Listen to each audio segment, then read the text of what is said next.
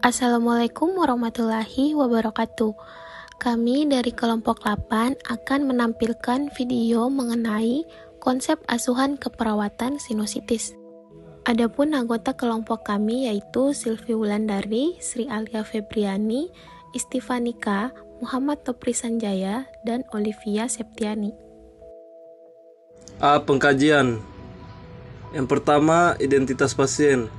Meliputi nama lengkap, tempat tinggal, umur, tempat lahir, asal suku, bangsa, nama orang tua, dan pekerjaan orang tua. Yang kedua, riwayat kesehatan. Meliputi keluhan utama, riwayat penyakit sekarang. Di mana keluhan utama yaitu klien mengeluhkan keadaan saat ini apakah merasa nyeri, susah bernapas melalui hidung, merasa hidung berlendir dan bau. Untuk riwayat penyakit sekarang, kaji penurunan kesadaran, perubahan pola napas, kelemahan fisik, adanya perubahan kulit, adanya napas berbau dan hidung keluar lendir. Selanjutnya, riwayat kesehatan yang meliputi riwayat penyakit dahulu dan riwayat psikososial. Yang dimana riwayat penyakit dahulu, perawat menanyakan tentang riwayat penyakit pernapasan pasien. Secara umum, perawat perlu menanyakan mengenai riwayat merokok. Untuk riwayat psikososial, meliputi pengkajian tentang aspek kebiasaan hidup pasien yang secara signifikan berpengaruh pada kondisi respiratori yang timbul akibat stres. Selanjutnya, kebutuhan dasar yang meliputi pola istirahat dan tidur, pola aktivitas. Mana pola istirahat dan tidur ini biasanya istirahat dan tidur akan terganggu karena terdapat gejala nyeri hidung. Selanjutnya, pola aktivitas biasanya akan terjadi kelemahan otot dan kelelahan yang ekstrim. Selanjutnya, pemeriksaan fisik. Pemeriksaan fisik pertama yang harus dilakukan sebelumnya melakukan pemeriksaan fisik meliputi tekanan darah, nadi, suhu, pernapasan, dan keadaan. Setelah pemeriksaan TTV selesai, dilanjutkan pemeriksaan fisik head to toe. Diagnosa keperawatan. Yang pertama, nyeri akut berhubungan dengan agen pencedera fisiologis. Yang kedua, bersihan jalan nafas tidak efektif berhubungan dengan sekresi yang tertahan. Yang ketiga, gangguan rasa nyaman berhubungan dengan gejala penyakit. Intervensi yang pertama, nyeri akut berdasarkan agen pencedera fisik. Setelah dilakukan tindakan keperawatan selama 3 kali 24 jam, diharapkan tingkat nyeri menurun dengan kriteria hasil. Yang pertama, keluhan nyeri dari meningkat menjadi menurun. Yang kedua, gelisah dari meningkat menjadi menurun. Yang ketiga, nafsu makan dari memburuk menjadi membaik. Yang keempat, pola tidur dari memburuk menjadi membaik.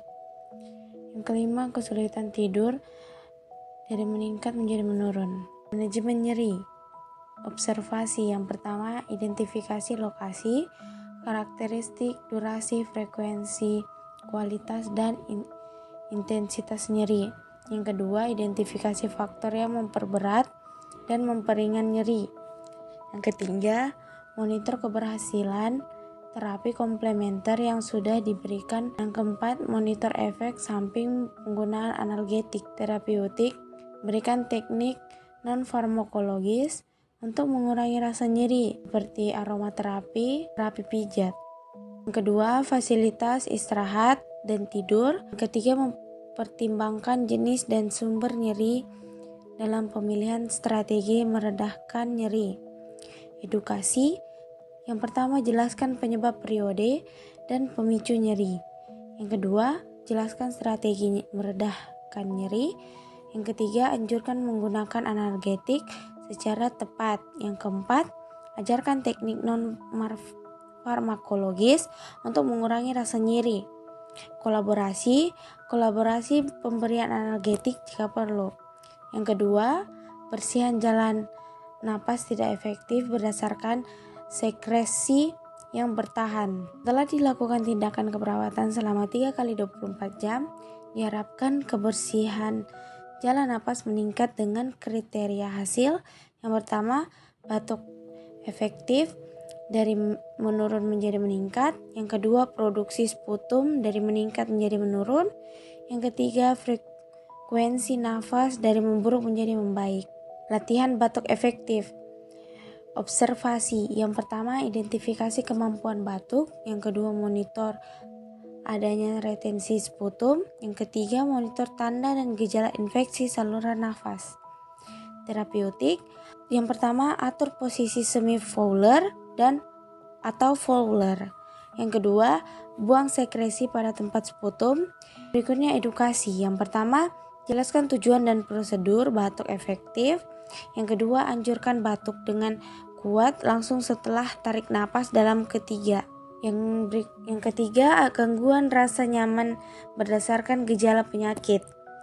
Setelah dilakukan tindakan keperawatan selama 3x24 jam, diharapkan status kenyamanan meningkat dengan kriteria hasil. Yang pertama, keluhan tidak nyaman dari meningkat menjadi menurun. Yang kedua, keluhan sulit tidur dari meningkat menjadi menurun. Yang ketiga, rileks dari menurun menjadi meningkat. Tapi relaksasi, observasi. Yang pertama, identifikasi teknik relaksasi yang pernah efektif digunakan. Nomor 2, monitor respon terhadap terapi relaksasi. Terapeutik. 1. Ciptakan lingkungan tenang dan tanpa gangguan dengan pencahayaan dan suhu ruang nyaman jika memungkinkan. Yang kedua, berikan informasi tertulis tentang persiapan dan prosedur teknik relaksasi. Yang ketiga, gunakan relaksasi sebagai strategi penunjang dengan analgetik atau tindakan medis lain jika sesuai. Edukasi. Yang pertama, jelaskan tujuan, manfaat, batasan, dan jenis teknik relaksasi yang tersedia, misalnya nafas dalam. Yang kedua, jelaskan secara rinci intervensi relaksasi yang dipilih. Yang ketiga, anjurkan ambil posisi nyaman. Yang keempat, anjurkan rileks dan merasakan sensasi relaksasi. Yang kelima, anjurkan sering mengulangi atau melatih teknik yang dipilih. Implementasi. Implementasi digunakan untuk membantu klien dalam mencapai tujuan yang sudah ditetapkan melalui penerapan rencana asuhan keperawatan dalam bentuk intervensi. Pada tahap ini, perawat harus memiliki kemampuan dalam berkomunikasi yang efektif, mampu menciptakan hubungan saling percaya, serta saling bantu. Evaluasi bertujuan untuk mencapai tujuan sudah disesuaikan dengan kriteria hasil selama tahap perencanaan. Dapat dilihat melalui kemampuan klien untuk mencapai tujuan tersebut.